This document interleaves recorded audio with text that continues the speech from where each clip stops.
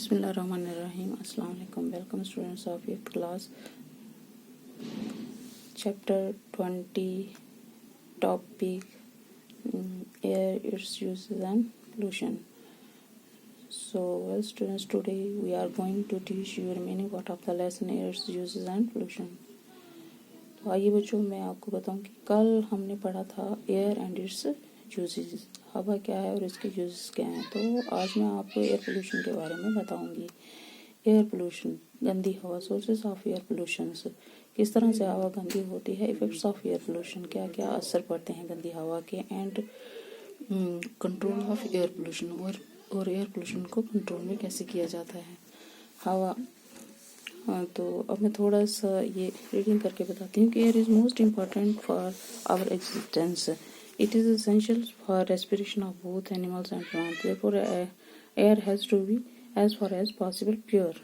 When poison gases and harmful substances mix with the air and make it impure, the air is said to be polluted. Air gets polluted by smoke, dust and coke emitted by running automobiles and chimneys of factories. हवा जो है वो जिंदा रहने के लिए बहुत ज़रूरी है। जानवरों और पौधों के लिए, जानवर और पौधे जो सांस लेते हैं, तो जानवरों और पौधों के लिए भी हवा बहुत ज़रूरी है। हवा गंदी कैसे होती है, तो मैं आपको बता दूं कि हवा जो है एयर पोल्यूशन, हवा गंदी कैसे होती है। एयर पोल्यूशन जो है वो आज एक बहुत बड़ी प्रॉब्लम बन चुकी है।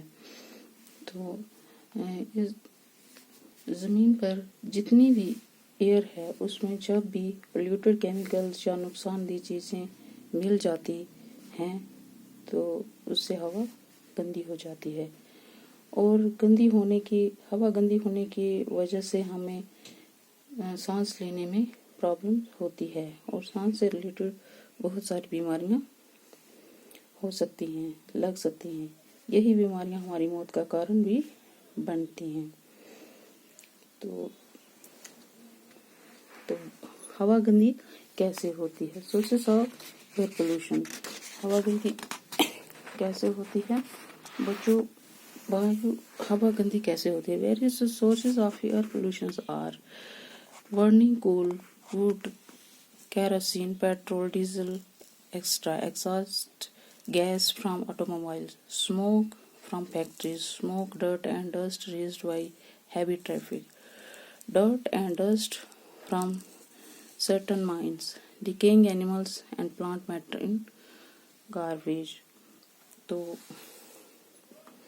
वायु गंदी कैसे होती है, तो जो भी हम व्हीकल्स यूज़ करते हैं, मोटरसाइकिल, बसेस वगैरह यूज़ करते हैं, उनमें से धुआं निकलता है, और जो भी फैक्ट्रीज वगैरह, कारखाने वगैरह चलते हैं, उनमें से धुआं निकलता है।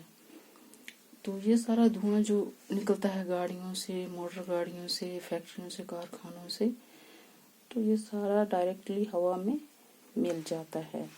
इसकी वजह से भी हवा गंदी, तो इन सब बातों से ये जो गाड़ियों का धुआं होता है, ऑटोमोबाइल, ये जो गाड़ियाँ वगैरह होती हैं, बड़े बड़े कारखाने होते हैं, जब से चलते हैं तो धुआं छोड़ते हैं।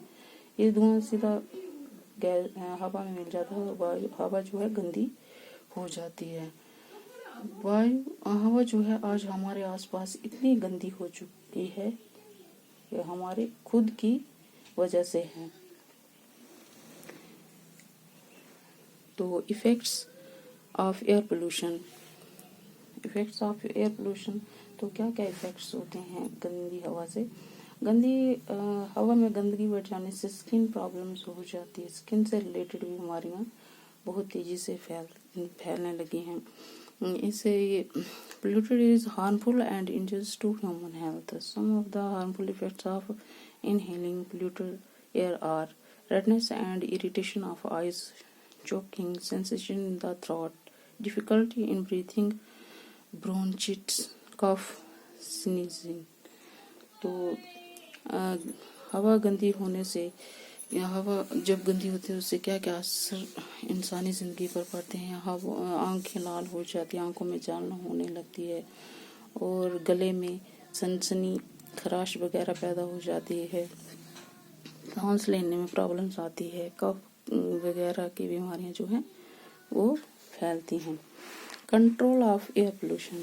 تو ہوا کو گندا ہونے سے کیسے بچایا جا سکتا ہے؟ ہوا کو گندا ہونے سے اگر ہم لوگوں کو بچانا ہے تو ہمیں بہت سارے پیڑ پودے لگانے کی ضرورت ہے. اور جو بڑی بڑی فیکٹریاں جو چل رہی ہیں، کارخانے چل رہے ہیں، ان کی بڑی بڑی چمنیوں کو بہت بڑا لمبی چمنیاں بنانے کی ضرورت ہے.